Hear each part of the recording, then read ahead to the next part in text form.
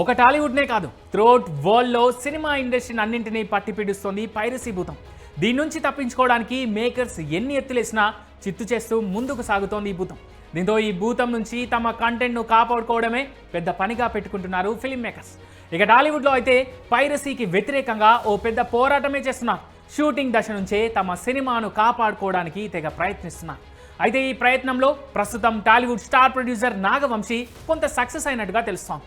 తన latest series Lenin cinema ఇప్పటికీ full HD ఫార్మాట్లో పైరసీ కాకపోవడంతో ఈ స్టార్ ప్రొడ్యూసర్ స్ట్రాటజీ ఇప్పుడు టాలీవుడ్లో హాట్ టాపిక్ అవుతోంది.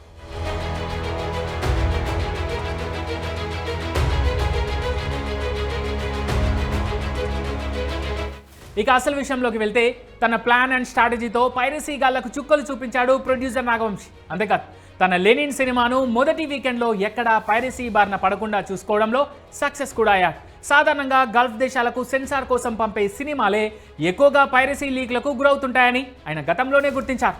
అందుకే ఈ చిత్రాన్ని యూఏఈలో విడుదల చేయకుండా అక్కడ సెన్సార్ ప్రక్రియకు కూడా పంపించకుండా నాగవంశీ జాగ్రత్త పడ్డారు.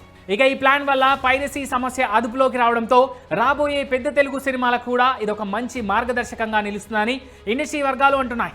నాగవంశీ స్ట్రాటజీని ఫాలో అయ్యేందుకు ప్రయత్నిస్తున్నాయి. అయితే కొన్ని పెద్ద సినిమాలు యూఏఈలో కూడా మంచి బిజినెస్ చేస్తాయి. దీంతో పెద్ద సినిమాల విషయంలో ఇది వర్కౌట్ కాదనేది కొందరు స్టార్ ప్రొడ్యూసర్ల అభిప్రాయం.